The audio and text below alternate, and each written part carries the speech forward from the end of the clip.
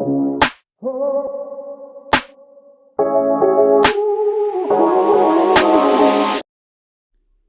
പുതിയൊരു വീഡിയോയിലേക്ക് ഏവർക്കും സ്വാഗതം.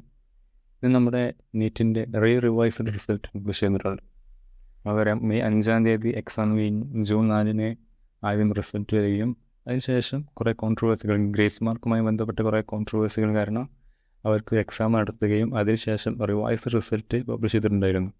അതിനുശേഷം ഇപ്പം സുപ്രീം കോടതിയുടെ വിധി പ്രകാരം ഇതിലൊരു ക്വസ്റ്റ്യനിൽ ഓപ്ഷൻ്റെ ചേഞ്ച് വരികയും ഇങ്ങനെ പലർക്കും 5 മാർക്ക് കുറയുകയും ചെയ്തിട്ടുണ്ടായിരുന്നു.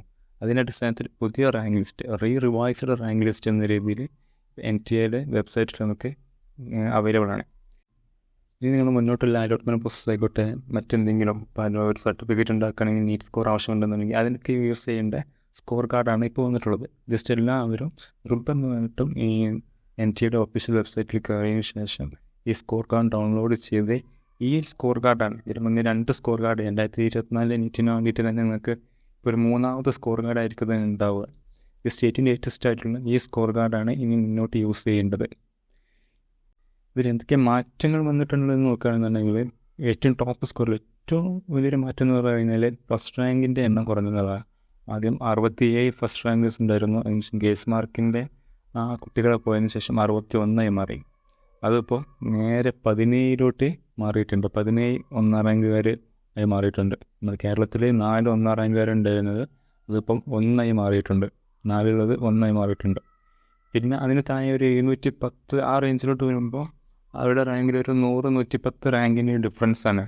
അതായത് ആ റേഞ്ചിലുള്ള കുട്ടികൾക്ക് 5 മാർക്ക് കുറഞ്ഞിട്ടുണ്ടെങ്കിൽ 710 കുട്ടികൾ 705 മാറിയിട്ടുണ്ടെന്നുണ്ടെങ്കിൽ അവർക്ക് അറൗണ്ട് ഒരു 100-110 റാങ്കാണ് മാറ്റം വന്നിട്ടുണ്ട്.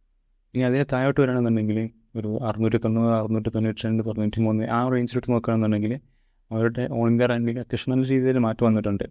ഇത് 5 മാർക്ക് പോയ കുട്ടികളുടെ കേസാണ് പറയുന്നത്. അവർക്ക് 5 മാർക്ക് പോയി ഇപ്പോൾ 690 കുട്ടിക്ക് 685 മാറിയപ്പോൾ അറൗണ്ട് ഒരു 500 ഓൾ ഇന്ത്യ റാങ്ക് തന്നെ മാറ്റം വന്നിട്ടുണ്ട്. 500, 502, 510 ഓൾ ഇന്ത്യ റാങ്കിൽ വ്യത്യാസം വന്നിട്ടുണ്ട്. പിന്നെ അതിന് താഴെ 685 ഓൾറെഡി ഉണ്ടായിരുന്ന കുട്ടികൾക്ക് 5 മാർക്ക് പോയതിനൊക്കെ 680 മാറിയ കുട്ടികളുണ്ട്. അവർക്ക് അറൗണ്ട് ഒരു 600 റാങ്കിൻ്റെ വ്യത്യാസം വന്നിട്ടുള്ളത്. പിന്നെ അതേപോലെ തന്നെ അതിന് താഴെ ലാസ്റ്റിലോട്ട് ഒരു 660, 670 ആ ഇതിലോട്ട് വരികയാണെന്നുണ്ടെങ്കിൽ അറൗണ്ട് ഒരു 1200 റാങ്കുകളുടെ ഒരു ഡിഫറൻസാണ് വന്നിട്ടുള്ളത്. ഇപ്പോൾ ഈ പറയുന്നതൊക്കെ 5 മാർക്ക് കുറഞ്ഞ കുട്ടികളുടെ കേസുകളാണ്. ഇതിൽ തന്നെ 5 മാർക്ക് കുറയാത്ത കുട്ടികൾ അവരെ സമയത്തോളം അത്യാവശ്യം നല്ല രീതിയിൽ റാങ്ക് ഇമ്പ്രൂവ്മെൻ്റ് അവർക്ക് വന്നിട്ടുണ്ട് എന്നാണ് അറിയാൻ സാധിച്ചത്. ജസ്റ്റ് ആരെങ്കിലുമൊക്കെ ഉണ്ടെന്നുണ്ടെങ്കിൽ കമൻറ്റ് ചെയ്യുക. നിങ്ങളെല്ലാവരും നിങ്ങളുടെ പഴയ റാങ്കും പുതിയ റാങ്കും പിന്നെ നിങ്ങളുടെ മാർക്കും ജസ്റ്റ് നിങ്ങൾ കമൻറ്റിൽ പറയുകയാണെങ്കിൽ കുറേ പേർക്ക് അത് ഉപകാരപ്പെടും. അവർക്ക് ജസ്റ്റ് കമ്പയർ ചെയ്യാം എന്തൊക്കെ മാറ്റങ്ങൾ വന്നിട്ടുണ്ട്, എന്തൊക്കെ മാറ്റങ്ങൾ ഇനി കേരള റിസൾട്ടിലേക്ക് വരുമെന്നുള്ളത് ജസ്റ്റ് ഒരു ഐഡിയ കിട്ടും. അപ്പം കഴിവുന്ന ആളുകൾ എല്ലാവരും ജസ്റ്റ് നിങ്ങളുടെ പുതിയ മാർക്കും പഴയ മാർക്കും അതിന് റാങ്കുകളുടെ ഡിഫറൻസ് ഒക്കെ ജസ്റ്റ് ഒന്ന് കമൻറ്റ് ചെയ്യുക. Thank you for watching. എന്തെങ്കിലും സജഷൻസ് ഉണ്ടെങ്കിൽ പറയാം.